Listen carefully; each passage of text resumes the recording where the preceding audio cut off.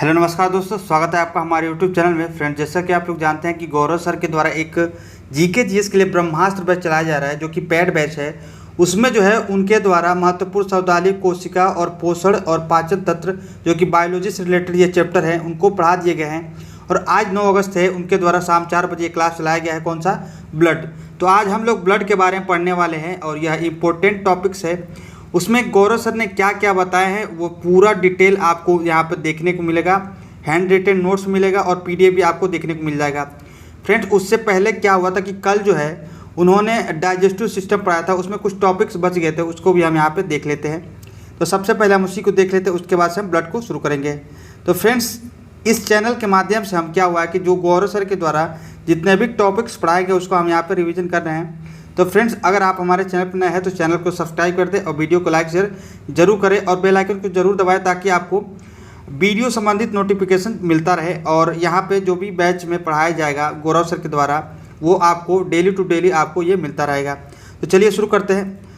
आज का पहला पॉइंट है अग्नाशय ग्रंथि। अगर इसके बारे में बात करें तो पैंक्रियाज ग्लैंड भी इसको बोलते हैं, और यह मिश्रित ग्लैंड होता है, एक मिक्स ग्लैंड होता है। और इसमें एक बीटा सेल होता है जिसमें इंसुलिन का निर्माण होता है, जो कि रक्त को ग्लूकोज की मात्रा क्या होता है, जो रक्त होता है ब्लड, उसमें ग्लूकोज की मात्रा को नियंत्रित करता है। ये भी आपको नोट कर लेना है।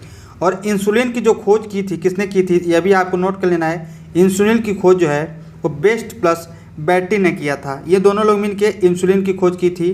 और यह जो है अग्नाशय ग्रंथि में इसका श्रवण होता है, बीटा सेल होता है, उसमें पाया जाता है। अगर रक्त में शर्करा की मात्रा बढ़ जाएगी तो डायबिटीज हो जाता है, यानी मधुमेह रोग हो जाता है। तो इंसुलिन के कमी के कारण क्या होता है, मधुमेह रोग हो जाता है। ये भी आपको नोट कर लेना है।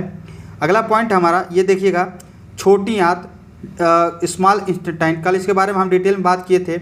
अब यहाँ पे देख लेते हैं पॉइंट टू पॉइंट क्या है। अब छोटी आंत क्या होता है, स्मॉल इंटेस्टाइन। हमने आपको बताया था कि 3 भाग में इसको बांटा जाता है। पहला है जो ग्रहणी, दूसरा है जेजुनम और तीसरा है इलियम। ग्रहणी को हम डेड्यूनम भी बोलते हैं। और जब भी हमने आपको कल ये भी बताया था कि जब भोजन होता है स्टमक से सबसे पहले कहाँ आता है, तो वो आता है डेड्यूनम में। इसके बारे में हम कल बात कर चुके थे। जो दूसरा पार्ट है जेजुनम, इसमें पाचन नहीं होता है। तो पूछता है कि स्मॉल इंटेस्टाइन जो होता है उसमें कौन सा ऐसा भाग है जिसमें पाचन नहीं होता है, तो जेजुनम जो हो इसमें पाचन नहीं होता है। तीसरा है इलियम, यह पाचन समाप्त हो जाता है। जैसे कि सबसे अंतिम पाचन जो होता है इलियम है, यहाँ पे पाचन जो है आखिरी क्रिया चलती है और यहाँ पे पाचन का अंतिम चरण होता है। और यहाँ पर रसांकुर जो होते हैं माइक्रोवेलिक होते हैं, जिसमें आवश्यक पदार्थों का अवशोषण होता है। यहाँ पे जब पाचन होता है तो इसमें क्या होता है, रसांकुर होता है, किसमें, इलियम में। और यहाँ पे आवश्यक पदार्थों का अवशोषण कर लिया जाता है छोटी आंत में। अब जान लेते हैं बड़ी आंत के बारे में, लार्ज इंटेस्टाइन। इसमें क्या है, लार्ज इंटेस्टाइन में क्या होता है कि ये भी हमने आपको बताया था कि 3 भागों में बांटा गया है। पहला है सीकम, दूसरा है कोलोन और तीसरा है रेक्टम। ये क्या होता है इसके बारे में जान लेते हैं। इसके बाद से बड़ी आंत से होते हुए भोजन आपके गुदा द्वारा क्या होता है, बाहर निकल जाता है। अपशिष्ट पदार्थ क्या होता है, बाहर निकल जाता है। तो ये था पूरा आपका डाइजेस्टिव सिस्टम का चरण, जो कि लास्ट चरण होता है। एनस से गुजरता हुआ आपका अपशिष्ट पदार्थ बाहर निकल जाता है। तो उम्मीद है कि इतनी बातें आप समझ गए होंगे। जो कल हमने आपको बताया था पूरी डाइजेस्टिव सिस्टम के बारे में, उसको एक बार देख लीजिए ताकि आपको ये टॉपिक्स अच्छे से समझ में आए। वहाँ पे हमने सारे पॉइंट को डिस्कशन किया था अच्छे से। अब अगला है, देखिए क्वेश्चन पूछा हुआ है, ध्यान से देखिएगा कि निम्न में से कौन सा एंजाइम जो होता है अग्नाशय रस में स्रावित नहीं होता है। तो देखिए 3 प्रकार के एंजाइम हमने आपको बताया था, लाइपेज, एमाइलेज और ट्रिप्सिन जो होता है वो क्या होता है, जो अग्नाशय होता है उसमें इसका श्रावण होता है। लेकिन जो पेप्सिन होता है इसका श्रावण जो होता है स्टमक में होता है। तो ये भी आपको नोट कर लेना है। तो ऑप्शन नंबर सी है वो करेक्ट आंसर हो जाएगा। अगले तरफ चलते हैं, टॉपिक्स हो जाता है इंपॉर्टेंट टॉपिक्स ब्लड। अब यहाँ से हम ब्लड के बारे में पढ़ेंगे, तो इसको आप नोट कर लीजिएगा, या फिर इसका पीडीएफ जो है आप हमारे टेलीग्राम चैनल से डाउनलोड कर सकते हैं, जो कि डिस्क्रिप्शन बॉक्स में इसका लिंक आपको दिया गया है। तो वहाँ से आप इसको देख सकते हैं। और हैंड रिटन भी जो इसका पीडीएफ है आपको मिल जाएगा वहाँ पर। तो उम्मीद है कि इतनी बातें आप समझ गए होंगे। अब ब्लड के बारे में देख लेते हैं। तो ब्लड का जो अध्ययन है वो कहलाता है हेमेटोलॉजी। इसको हम पहले पढ़ चुके हैं। हेमेटोलॉजी में क्या कहता है, ब्लड का अध्ययन किया जाता है। यह एक जो ब्लड होता है एक तरल संयोजी उत्तक है। लिक्विड कॉमेटिव क्या होता है, लिक्विड कनेक्टिव टिश्यू होता है, इसको ब्लड को कहते हैं। और रक्त का जो पीएच मान है 7.4 होता है। ये डायरेक्ट क्वेश्चन पूछते हैं यहाँ से, छोटे छोटे 1 लाइनर। तो यहाँ से आपको नोट कर लेना है। और इसकी जो प्रकृति है हल्का क्षारीय होता है। और एक सामान्य मनुष्य में लगभग 5 से 6 लीटर क्या होता है आपको ब्लड देखने को मिलता है। शरीर के वजन का लगभग 7% क्या होता है ब्लड होता है। जैसे कि एग्जांपल के तौर पे अगर कोई व्यक्ति 70 केजी का है तो उसका अगर 7% निकाला जाए तो उसमें 4.9 लीटर क्या होगा उसका ब्लड होगा उसके शरीर में। तो इतनी बातें आप समझ गए होंगे। अगला पॉइंट है फ्रेंड्स कि ब्लड का निर्माण कहाँ होता है। तो ब्लड का निर्माण लाल अस्थिमज्जा यानी रेड बोन मैरो में होता है, ये आपको नोट कर लेना है। एक और पॉइंट पूछता है कि जो ब्लड का कब्रिस्तान किसको बोलते हैं, तो वो स्प्लीन को बोलते हैं, प्लीहा को बोलते हैं, ये भी आपको नोट कर लेना है। आगे आप इसके बारे में पढ़ेंगे। अब यहाँ पे देख लेते हैं कि जो रक्त है ब्लड है उसको 2 भागों में बांट सकते हैं। एक जो होता है प्लाज्मा और दूसरा होता है रक्त कणिकाएँ। तो प्लाज्मा के बारे में देख लेते हैं। तो प्लाज्मा जो होता है वो ब्लड में 55% होता है, वहीं जो रक्त कणिकाएँ होती है ब्लड कार्पसल्स वो जो है 45% होती है। तो 55% प्लाज्मा होता है ब्लड में और 45% रक्त कणिकाएँ होती है। अगर प्लाज्मा के बारे में बात करें तो जो प्लाज्मा है रक्त का तरल भाग होता है और प्लाज्मा में 92% जल होता है। ये क्वेश्चन पूछता है कि जो प्लाज्मा है वो कितने % इसमें जल पाया जाता है, तो 92% केवल जल होता है। और प्लाज्मा जो है ब्लड में 55% प्लाज्मा पाया जाता है, ये भी आपको नोट कर लेना है। इसमें जो है फाइब्रिनोज प्रोटीन पाया जाता है, ये क्वेश्चन पूछा है। ये सारे पॉइंट आपको क्वेश्चन के रूप में देखने को मिलेंगे एग्जाम में। तो जो फाइब्रिनोजन है एक प्रकार का प्रोटीन है जो कि प्लाज्मा में पाया जाता है और इसका रंग जो है हल्का जो है पीला होता है, ये भी आपको नोट कर लेना है। अगला पॉइंट है, अगर देख लेते हैं कि प्लाज्मा है क्या। तो प्लाज्मा में एक फाइब्रिनोजन, अभी हमने आपको बताया कि फाइब्रिनोजन क्या है, प्रोटीन पाया जाता है। अगर इसको बाहर निकाल दिया जाए तो केवल सीरम बचता है। पूछता है क्वेश्चन कि प्लाज्मा से अगर फाइब्रिनोजन प्रोटीन निकाल दिया जाए तो क्या बचेगा, तो केवल सीरम बचेगा, ये आपको नोट कर लेना है। तो ये कुछ प्लाज्मा के बारे में इंपॉर्टेंट पॉइंट था। अब हम रक्त कणिकाएँ में जो RBC होता है, WBC होता है और प्लेटलेट्स होता है, इसके बारे में भी हम देख लेते हैं। तो ये थे आपका प्लाज्मा। और आप देख लेते हैं ब्लड कैप्सूल के बारे में। तो अभी हमने आपको बताया कि फाइब्रिनोजन का अगर निकाल दिया जाए तो प्लाज्मा में क्या बचता है, तो केवल सीरम बचता है, ये भी आपको नोट कर लेना है। अब हम RBC के बारे में देख लेते हैं। अब RBC का फुल फॉर्म आप लोग जानते ही होंगे, रेड ब्लड कैप्सूल। अब ये क्या होता है इसके बारे में हम जान लेते हैं। इसको सबसे पहले हम क्या बोलते हैं, इरिथ्रोसाइट बोलते हैं। इरिथ्रोसाइट RBC को बोला जाता है। ये क्वेश्चन पूछा था कि इरिथ्रोसाइट किसको बोलते हैं, तो RBC को इरिथ्रोसाइट बोलते हैं। और अगर इसके जीवन काल के बारे में बात करें तो 120 दिन इसका जीवन काल होता है। और RBC का कब्रिस्तान किसको कहते हैं, तो स्प्लीन यानी प्लीहा को RBC का कब्रिस्तान कहा जाता है। इसको हिंदी में तिल्ली भी बोलते हैं। ब्लड बैंक ऑफ बॉडी किसको बोलते हैं, इसको प्लीहा को ही क्या बोलते हैं, ब्लड बैंक ऑफ बॉडी बोलते हैं। और जहाँ ब्लड क्लॉट कलेक्ट होता है यानी कब्रिस्तान इसको लिए बोलते हैं कि जहाँ ब्लड का मृत हो जाता है यानी कलेक्ट हो जाता है, उसको हम स्प्लीन या फिर प्लीहा बोलते हैं। तो RBC का कब्रिस्तान प्लीहा को बोलते हैं। वहीं RBC प्रभावित होने वाला एक रोग हो जाता है मलेरिया, जो है RBC को प्रभावित करता है। और एनीमिया भी क्या करता है, ब्लड को प्रभावित करता है। और एनीमिया किस लिए होता है, तो RBC की कमी हो जाती है। तो रक्त की कमी के कारण क्या होता है, एनीमिया रोग होता है, ये भी आपको नोट कर लेना है। अगला पॉइंट देख लेते हैं फ्रेंड्स कि RBC में केंद्रक नहीं पाया जाता, ये आपको नोट कर लेना है। केंद्रक किस में पाया जाता है, किसके ब्लड में यानी किसके RBC में केंद्रक पाया जाता है, तो ऊंट और लामा एक इसके अपवाद हैं जिनके RBC में केंद्रक पाया जाता है, ये आपको नोट कर लेना है। और लामा जो है यह एंडीज पर्वत साउथ अमेरिका में पाया जाता है। एक एंडीज पर्वत है जो साउथ अमेरिका में स्थित है, वहाँ पे लामा पाए जाते हैं। और ऊँट में क्या होता है, ऊँट और लामा के RBC में केंद्रक पाए जाते हैं। इसके अलावा किसी भी जंतु में क्या होता है कि RBC के केंद्रक नहीं पाया जाता है। अगला पॉइंट है, पहाड़ों में रहने वाले लोगों के अंदर RBC की संख्या कम होती है या अधिक, आपको बताना है। तो पहाड़ों में रहने वाले लोगों के अंदर क्या होता है कि RBC की संख्या अधिक होती है, क्योंकि ऑक्सीजन की ऊंचाई पे जाने पे क्या होता है, ऑक्सीजन की मात्रा कम होती है। और जब भी ऑक्सीजन की मात्रा कम होगी वहाँ हीमोग्लोबिन को बढ़ाना पड़ेगा, तभी क्या होगा, ऑक्सीजन आपको भरपूर मात्रा में मिल पाएगी। तो वहाँ पे क्या होता है, जब हीमोग्लोबिन बढ़ेगा तो इसका मतलब ब्लड की मात्रा बढ़ेगी। तो ऊंचाई पे रहने वाले लोगों में ब्लड की संख्या, RBC की संख्या अधिक होती है, ये आपको नोट कर लेना है, ये क्वेश्चन पूछा हुआ है। और हीमोग्लोबिन में क्या होता है कि फेरस यानी आयरन धातु पाई जाती है। वही हमने कल बात की थी, पर्णहरित यानी क्लोरोफिल में मैग्नीशियम पाया जाता है। तो ये आपको 2 पॉइंट है कि हीमोग्लोबिन पूछता है कि हीमोग्लोबिन में कौन सा धातु पाया जाता है, तो फेरक आयरन पाया जाता है और पर्णहरित में मैग्नीशियम पाया जाता है। अगला पॉइंट देख लेते हैं friends, WBC white blood capsules बोलते हैं, श्वेत रक्त कणिकाएँ बोलते हैं, इसको हम ल्यूकोसाइट भी बोलते हैं। ये आपको नोट कर लेना है, ल्यूकोसाइट किसको बोलते हैं, तो WBC को। शरीर में जो शरीर के सैनिक गार्ड या फिर आर्मी कहा जाता है इसको, WBC को, क्योंकि यह रोग से लड़ने में सहायक होता है। अगर इसकी संख्या के बारे में बात करें तो इसकी संख्या जो है लगभग 10,000 होती है। और RBC के बारे में हम बता दें कि RBC की संख्या कितनी होती है, तो RBC की संख्या मेल में जो है 55 लाख प्रति घन mm होता है और महिलाओं में 45 लाख घन प्रति mm होता है। ये आपको नोट कर लेना है। और WBC की संख्या में अनियंत्रित वृद्धि होने के कारण ये क्वेश्चन पूछा हुआ था कि अगर WBC की संख्या में अनियंत्रित वृद्धि हो जाए तो क्या होता है, तो उसके कारण क्या होता है, ल्यूकेमिया होता है, जिसे हम ब्लड कैंसर भी कहते हैं। अब WBC के प्रकार देख लेते हैं, इसके कौन कौन से प्रकार है।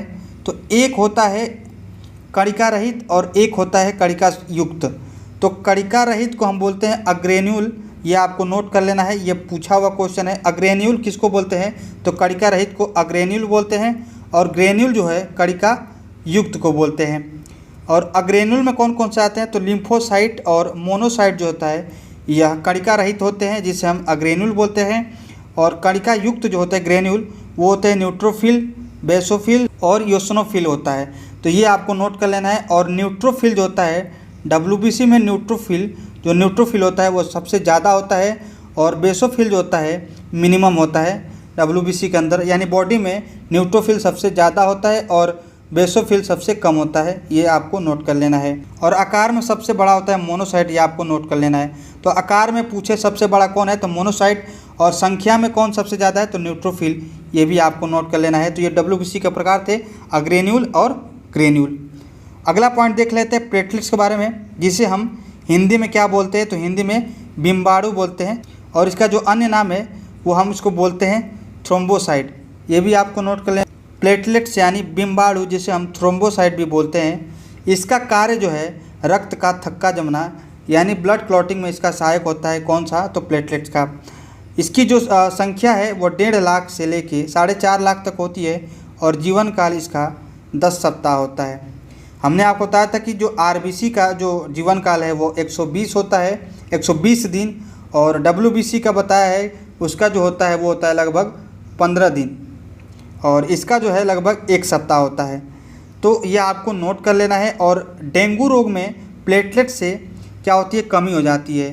जब भी डेंगू रोग हो जाता है तो उससे क्या होता है, प्लेटलेट्स की कमी आ जाती है, और जिसे हम बकरी के दूध से मेंटेन करते हैं। यानी प्लेटलेट बढ़ाने में क्या होता है, जब डेंगू हो जाता है तो बकरी के दूध पीने में क्या होता है, उसको लाभदायक होता है प्लेटलेट बढ़ाने में। इसलिए जब भी डेंगू होता है तो लोग क्या होता है, बकरी का दूध पीते हैं। अगला पॉइंट, ब्लड ग्रुप। अब रक्त समूह के बारे में बात कर लेते हैं, ये क्या है। तो इसकी खोज जो है ब्लड ग्रुप की, वह लैंड स्टीनर ने किया था 1902 में। और रक्त समूह का निर्धारण एंटीजन के द्वारा होता है। जब भी आप चाहते होंगे ब्लड ग्रुप जांच कराना, तो वो किसका निर्धारण करता है, तो एंटीजन के द्वारा जांच करके बताया जाता है कि आपका ब्लड ग्रुप A है, B है या फिर AB है या फिर O है। आपको समझ में आ गया होगा। एंटीजन क्या होता है, इसके बारे में जान लेते हैं। तो एंटीजन जो होता है वो RBC के सतह पर पाया जाता है और प्रोटीन होता है एक प्रकार का एंटीजन, ये भी आपको नोट कर लेना है। और एंटीजन A होता है और एंटीजन B होता है। एंटीजन जो है 2 प्रकार का होता है और इसी से ब्लड ग्रुप का निर्धारण होता है और यह RBC के सतह पर पाया जाता है। और 2 प्रकार का एंटीजन होता है, एंटीजन A और एंटीजन B। इसे हम कैपिटल A कैपिटल B से डिनोट करते हैं। अब देख लेते हैं ब्लड ग्रुप कौन कौन से है। तो A होता है, B होता है, AB होता है और O होता है। ये ब्लड ग्रुप होते हैं। अब इसमें कौन कौन से एंटीजन होते हैं, कौन कौन से एंटीबॉडी होते हैं, ये भी हम देख लेते हैं। तो ये देखिए ब्लड ग्रुप हो गया आपका अलग अलग A B AB O। तो ब्लड ग्रुप A होगा तो उसका एंटीजन सेम होता है, A होता है। और उसका एंटीबॉडी जो होता है वो होता है उल्टा यानी स्मॉल b होता है। तो एंटीजन और एंटीबॉडी दो होते हैं और एंटीजन को हम इस कैपिटल A कैपिटल B से डिनोट करते हैं और एंटीबॉडी को स्मॉल a स्मॉल b से डिनोट करते हैं। तो जिस भी ब्लड ग्रुप में एंटीजन ए होगा तो उसके उल्टा एंटीबॉडी होगा यानी बी होगा। जैसे देखिएगा ये ब्लड ग्रुप ए है तो उसमें एंटीजन ए है यानी सेम है, लेकिन एंटीबॉडी देखिए अपोजिट है, एंटीबॉडी स्मॉल बी है। वहीं ब्लड ग्रुप में अगर ब्लड ग्रुप में एंटीजन बी होगा क्योंकि सेम होता है, और यहाँ पे एंटीबॉडी देखिए अलग होता है यानी ए हो जाएगा। वहीं ए बी ब्लड ग्रुप में एंटीजन ए भी होगा और एंटीजन बी भी होगा, लेकिन एंटीबॉडी इसमें नील होगा। और ओ में जो है ब्लड ग्रुप ओ में एंटीजन नील होगा और एंटीबॉडी जो होता है ए और बी दोनों होगा। तो ये आपको नोट कर लेना है, यहाँ से क्वेश्चन पूछता है। और नोट कर लीजिएगा कि एंटीबॉडी एक एंटीजन के विपरीत होती है। अभी हमने आपको बताया कि जिसमें एंटीजन ए होगा उसका अपोजिट एंटीजन बी, एंटीबॉडी जो होता है अपोजिट होता है। और प्लाज्मा में घुली होती हैं। एंटीबॉडी क्या होता है, यह प्लाज्मा में घुली होती हैं, और एंटीजन होता है यह आरबीसी की सतह पर पाई जाती है। ये दोनों डिफरेंट है, आपको नोट कर लेना है। एंटीबॉडी जो है यह प्लाज्मा में घुली होती हैं और एंटीजन जो है यह आरबीसी की सतह पर पाया जाता है। ये भी पॉइंट आपको नोट कर लेना है। ये सारे छोटी छोटी पॉइंट एग्जाम में आपको देखने को मिल जाएंगे। अगला पॉइंट है फ्रेंड्स ब्लड डोनेशन, रक्तदान। अब इसके बारे में हम पढ़ लेते हैं। जैसे कि देखिए ए क्या होता है कि ए जब भी दान करेगा तो ए को दे सकता है, यानी ए ब्लड ग्रुप वाला जो भी व्यक्ति है वो ए को दे सकता है, बी ब्लड ग्रुप वाला बी को दे सकता है, ए बी ब्लड ग्रुप वाला ए बी को दे सकता है, और ओ वाला जो है वो ओ को दे सकता है। लेकिन ओ वाला सभी को दे सकता है, जितने भी ओ ब्लड ग्रुप वाले होते हैं वो किसी को भी दे सकते हैं। इसीलिए क्या होता है, इसको हम सर्वदाता कहते हैं। जबकि ए बी जो होता है, केवल ए बी जो होता है वो सभी से ले सकता है। तो यहाँ पे आपको बस ये नोट करना है कि जो ओ होता है वो सर्वदाता है होता है, और ए बी जो होता है वो सर्वग्राही होता है। बाकी जो ए और बी होते हैं, ए जो है ए ब्लड ग्रुप वाला केवल ए को दे सकता है, और बी ब्लड ग्रुप वाला बी को दे सकता है। ये आपको नोट कर लेना, ए बी वाला ए बी को दे सकता है, ओ वाला ओ को दे सकता है, लेकिन ओ वाला जो है सभी को दे सकता है। ये भी आपको नोट कर लेना है, ये इंपॉर्टेंट पॉइंट है। और ए बी वाला सभी से ले सकता है। अब अगला पॉइंट है ब्लड ग्रुप का निर्धारण। तो ब्लड ग्रुप का निर्धारण देख लेते हैं एग्जाम्पल के तौर पे कैसे कैसे।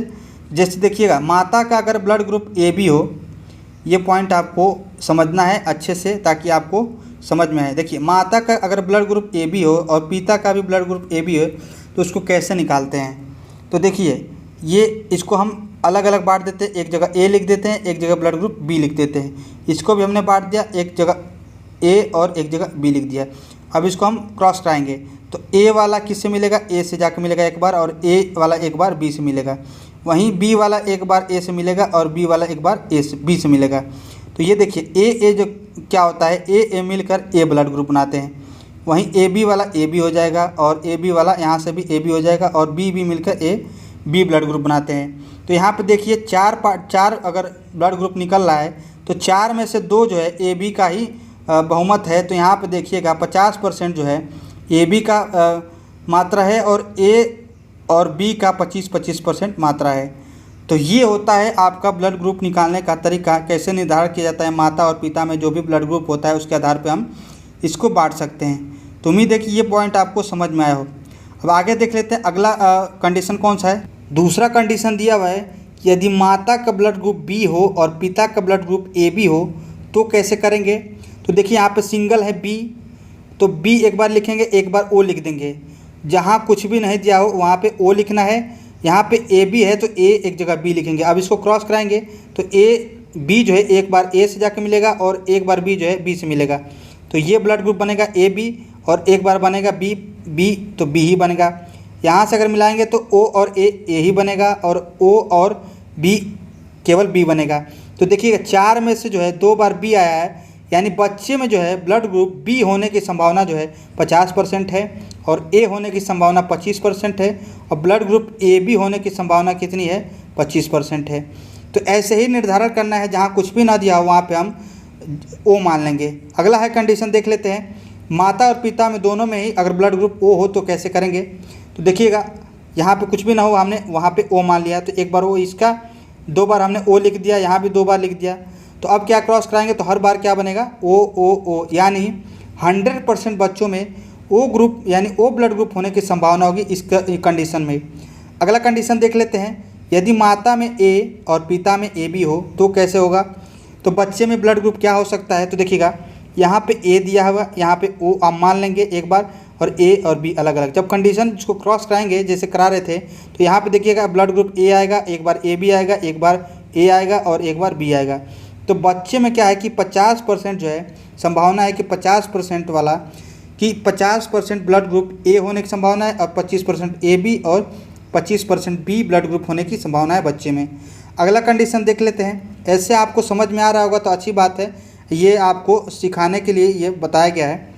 माता में अगर ए बी हो और पिता में ओ हो, ये कंडीशन दिया गया है। अब आप ऐसे निकाल सकते हैं जहाँ भी सिंगल आपको, जैसे कि आप जैसे सोच लीजिए कि आपकी पत्नी का जो भी है ब्लड ग्रुप मान लीजिए कि बी है और आपका ए है, तो वहाँ से आप एक जगह 0 मान सकते हैं यानी ओ मान सकते हैं। तो एक बार बी और ओ से रिलेटेड करेंगे और एक बार ए और ओ से रिलेटेड करें, तो आप वहाँ से कंडीशन निकाल सकते हैं कि बच्चों में कितने % चांस है कि ब्लड ग्रुप हो सकते हैं। इसी को सिखाने के लिए यहाँ पे आपको ये एग्जांपल दिए जा रहे हैं। अब यहाँ पे देखिएगा, माता अगर ए बी हो और पिता ओ ब्लड ग्रुप वाला हो तो कैसे होगा। तो देखिए एक बार ए लिख दिए, एक बार ब्लड ग्रुप बी लिख दिए। अब इसको 2 बार में हम बांट दिए, एक बार ओ और एक बार ओ, 2 बार ओ लिख दिए। अब यहाँ पर जब क्रॉस कराएंगे तो ए जाके ओ से मिलेगा, तो ए ओ ए ही होता है। और यहाँ से देखिए ए और एक बार फिर से ओ से जाकर मिलेगा, तो यहाँ पे भी ए ही होगा। और बी से अगर ए ओ मिलता है तो भी यानी ए बी बी यानी 50% संभावना है कि ए और ब्लड ग्रुप बी दोनों ही होगा बच्चों में। तो इतनी बातें आप समझ गए होंगे क्रॉस कैसे कराया जाता है। माता पिता का ब्लड अगर अलग अलग हो या फिर सेम हो तो कैसे बच्चों में ब्लड ग्रुप का निर्धारण होता है। उम्मीद है कि इतनी बातें आप समझ गए होंगे। अगला देख लेते हैं फ्रेंड्स, टॉपिक्स क्या है। अगला है आपका RH factor. RH factor important point है और यहाँ से क्वेश्चन पूछता है।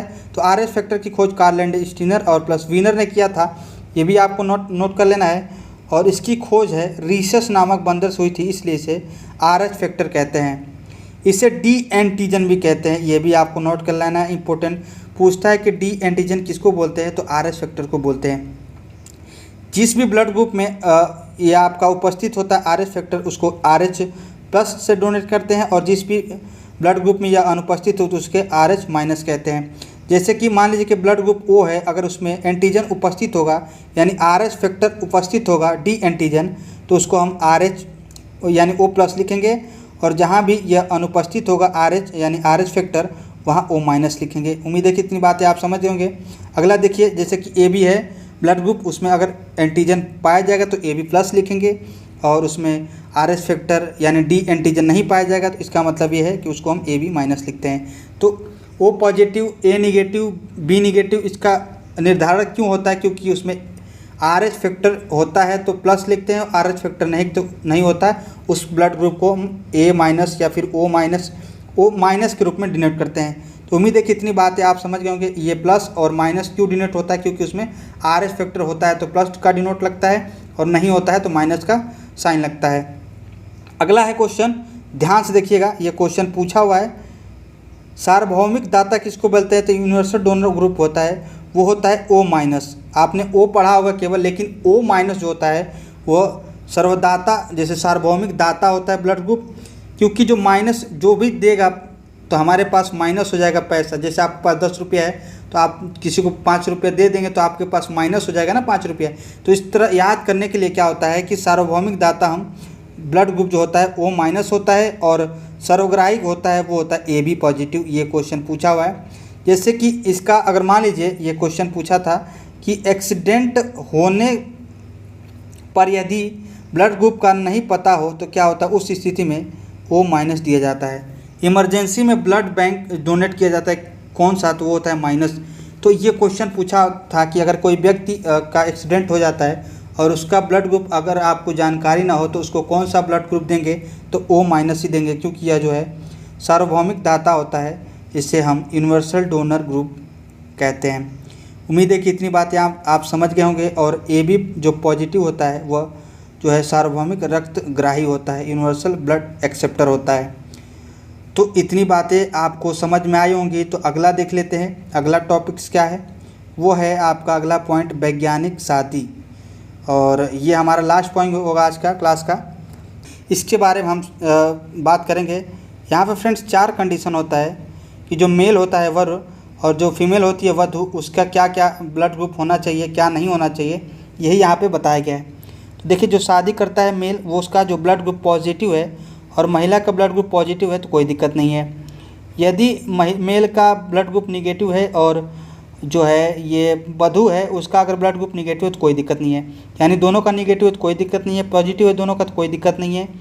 तीसरा कंडीशन है कि यदि मेल का ब्लड ग्रुप निगेटिव है और जो वधु है उसका ब्लड ग्रुप पॉजिटिव है तो भी कोई दिक्कत नहीं है। दिक्कत ये चौथा जो कंडीशन है कि मेल का ब्लड ग्रुप पॉजिटिव है तो फीमेल का ब्लड ग्रुप निगेटिव नहीं होना चाहिए। जैसे कि आप समझ लीजिए कि यदि पिता का ब्लड ग्रुप O पॉजिटिव है तो माता का ब्लड ग्रुप निगेटिव नहीं होना चाहिए। ये चौथा कंडीशन है। क्यों ऐसा होता है हम आपको बताते हैं, उससे पहले ये पॉइंट जो है नोट आपको कर लेना है कि बच्चे के जन्म के समय जो बच्चे होते हैं वो प्लेसेंटा से जुड़े होते हैं और यहाँ जो है रक्त बच्चों से माँ की ओर प्रवाहित होता है जन्म के समय। तो ये आपको नोट कर लेना है। प्लेसेंटा क्या होता है, तो प्लेसेंटा वो होता है जहाँ पे बच्चे माँ से जुड़े होते हैं। अब यहाँ पे देखिएगा कि समान एंटीजन और समान एंटीबॉडी नहीं होना चाहिए। इसका कहने का मतलब ये है कि मैंने आपको बताया था एंटीजन क्या है, एंटीबॉडी क्या है। तो एंटीजन दो प्रकार के हमने बताया था, कैपिटल ए और कैपिटल बी, और एंटीबॉडी हमने बताया था कि स्मॉल ए स्मॉल बी से डिनोट करते हैं। जहाँ पे एंटीजन जहाँ पे कैपिटल यानी ए होगा वहाँ पे एंटीबॉडी ए नहीं हो सकता, ये कंडीशन कह रहा है। सेम एंटीजन और एंटीबॉडी नहीं हो सकते, ये कहने का मतलब ये है। अब आगे समझते हैं इसका क्या कहना है। तो यहाँ पे देखिएगा पहला जो कंडीशन दिया हुआ है कि यदि पहले मान लीजिए कि यहाँ पे मेल है और ये फीमेल हो गई और यहाँ पे इनका मेल का ब्लड ग्रुप पॉजिटिव है और फीमेल का ब्लड ग्रुप निगेटिव है, यही जो कंडीशन है चौथा। तो यहाँ पे देखिएगा कैपिटल आर से इसको डिनोट करते हैं और इसको जो है स्मॉल आर से डिनोट करते हैं फीमेल को। तो यहाँ पे जब इसको क्रॉस कराएंगे तो हर जगह देखिएगा प्लस प्लस प्लस, यानी बच्चों में 100% RH प्लस यानी ब्लड ग्रुप का पॉजिटिव होने की संभावना है। तब यहाँ जो है कह रहा है यहाँ जो है कि शादी क्या हो, शादी हो गई, बच्चा जो होगा वो 100% क्या होगा, RH पॉजिटिव यानी उसका ब्लड ग्रुप पॉजिटिव होगा। तो पहला जो बच्चा है यहाँ पे स्वस्थ हो जाएगा। और जब भी यहाँ से पहला जब बच्चा होगा तो क्या होगा कि माँ जो प्लेसेंटा से जोड़ा होता है बच्चा, वहाँ पे क्या होगा, बच्चे से माँ की तरफ क्या होगा, ब्लड जाएगा इसका RH पॉजिटिव का। तो वहाँ बच्चे जो पहला होगा उसी समय क्या होगा, माँ के अंदर क्या होगा, एंटीबॉडी बन जाएगा किसका, तो RH प्लस का। तो पहले जब बच्चा हुआ उसी समय क्या है कि माँ के अंदर क्या हुआ है, RH प्लस एंटीजन बन चुका है। तो सेकेंड कंडीशन क्या कहता है, तो पहला बच्चा तो स्वस्थ हो जाएगा। अब दूसरी बार जब क्या होगा, जब दूसरा बच्चा होगा उस समय का कंडीशन क्या है, अब यही सारा माजरा है। तो सेकेंड बच्चा जब होगा तो RH प्लस आपका हो गया, मान लीजिए पिता हो गए, ब्लड ग्रुप वही सेम माता पिता रहेंगे, दूसरा बच्चा होगा तो वो भी क्या होगा कि 100% जो वहाँ भी क्या होगा 100% RH प्लस होने की संभावना होगी। लेकिन इसका जो पहले बच्चा होते समय क्या हुआ था कि जो एंटीजन है इसका एंटीबॉडी माँ के अंदर बन चुका है। तो एंटीबॉडी देखिएगा RH प्लस का पहले से ही माँ के अंदर बन चुका है। तो जब दूसरा बच्चा भी होगा तो उसका भी एंटीजन बनेगा RH प्लस का ही। तो यहाँ पे देखिएगा सेम कंडीशन हो जाएगा कि यहाँ पे जो एंटीबॉडी है, एंटीबॉडी जो है RH प्लस का जो बच्चा हुआ था पहले वाले से उसका सेम हो जाएगा। तो यहाँ से क्या होगा, जब दोनों का एंटीजन और एंटीबॉडी सेम हो जाएगा तो वहाँ पे बच्चे की मृत्यु होने की संभावना हो जाती है। तो वहाँ पे बच्चा का मृत्यु हो जाता है। तो इसीलिए क्या होता है, यह एक प्रकार की बीमारी है। तो इसीलिए कंडीशन कहा जाता है कि ये जो है साइंटिफिक शादी का सबसे बड़ा श्राप हो जाता है। तो यहाँ पे इसीलिए देखने के लिए कि RH जिस भी मेल का अगर ब्लड ग्रुप RH पॉजिटिव है और RH निगेटिव माता का है तो वहाँ पे ये कंडीशन आता है। तो यह एक प्रकार का रोग है जिसका नाम क्या है वो भी हम देख लेते हैं। तो इस रोग को हम इरिथ्रोब्लास्टेसिस पिटिलिस बोलते हैं। ये जो रोग है यह केवल इसी कंडीशन में पाया जाता है जो कि चौथा कंडीशन हमने बताया है। तो इसके लिए क्या होता है कि जब भी डॉक्टर इस पहला बच्चा हो जाने के बाद एक इंजेक्शन लगाता है ताकि ये कंडीशन ना आए। तो ये रोग जो है कब होता है, तो जब चौथा कंडीशन लागू होता है। तो इससे हालांकि बचा जा सकता है, लेकिन इसमें जो है जो दूसरा बच्चा होता है उसके लिए खतरा होता है। इसीलिए डॉक्टर जो होता है एक इंजेक्शन लगाता है इससे बचने के लिए, ताकि इसका जो एंटीबॉडी पहले से जो बना होता है पहले बच्चे के दौरान उसको ख़त्म किया जा सकता है। ये जो है बीमारी कौन सा है तो आपको नोट कर लेना है, ये बीमारी पूछा हुआ था। तो उम्मीद है कि इतनी बातें आप समझ गए होंगे। इसको हम डायरेक्ट अगर देखें, इसको वही चीज़ लिखा गया है कि अगर पहला देखिए वही नोट कराया गया, वही पॉइंट है, आपको देख लेना है कि अगर पिता का ब्लड ग्रुप RH प्लस हो और माता का ब्लड ग्रुप RH माइनस हो तो पहली संतति के दौरान रक्त बच्चे से माँ की ओर प्रवाहित होगा, जिससे माँ के शरीर में RH प्लस एंटीजन के विरुद्ध एंटीबॉडी तैयार होगी। लेकिन पहला बच्चा तो स्वस्थ हो जाएगा, लेकिन दिक्कत दूसरे बच्चे में होगी। यहाँ पे देखिएगा दूसरा कंडीशन ये दिया हुआ है कि जब दूसरा बच्चा होगा, वहाँ पे कह रहा है कि अगर सेकंड बच्चा हुआ, वहाँ कह रहा है कि अगर सेकंड बच्चा हुआ तो वहाँ भी RH प्लस ब्लड होने की संभावना है, और उसमें जो RH प्लस का जो एंटीजन होगा वो माता में पहले से ही बन चुका है, तो RH माइनस एंटीबॉडी पहले से और समान एंटीजन और एंटीबॉडी बन जाएगा, जिससे कि दूसरा बच्चा है उसके लिए मृत होने की संभावना है। और इस रोग को हम क्या बोलते हैं? इरिथ्रोब्लास्टिटिस फिटलेस बोलते हैं। यह रोग आपको नोट कर लेना है। ये पूरे कंडीशन समझाने के लिए आपको क्या बताया गया है, इतनी सारी बातें बताई गई हैं। तो ये कौन सा रोग है ये भी आपको नोट कर लेना है, और कौन सा कंडीशन होता है। तो मेल में जो है सेम ब्लड ग्रुप का RH प्लस यानी सेम ब्लड ग्रुप का नहीं होना चाहिए, यानी प्लस RH प्लस और RH निगेटिव माता में नहीं होना चाहिए। कहने का मतलब यह है कि अगर पिता में प्लस ब्लड ग्रुप हो तो माता में निगेटिव ब्लड ग्रुप नहीं होना चाहिए। यही कंडीशन कह रहा था। ये है साइंटिफिक मैरिज। तो उम्मीद है कि इतनी बातें आप समझ गए होंगे ब्लड ग्रुप के बारे में। आज के लिए इतना ही। बाकी कल जो 10 तारीख को क्लास चलेगी शाम को 4 बजे, उसको भी हम ऐसे ही प्रोवाइड करवा देंगे। उसका PDF और उसका जो है वीडियो जो है आपको रिवीजन कराया जाएगा। तो उम्मीद है कि इतनी बातें आप समझ गए होंगे। अगर वीडियो अच्छी लगी हो तो चैनल को सब्सक्राइब कर दे और वीडियो को लाइक शेयर जरूर करें। तो चलिए मिलते हैं नेक्स्ट क्लास में, तब तक के लिए जय हिंद।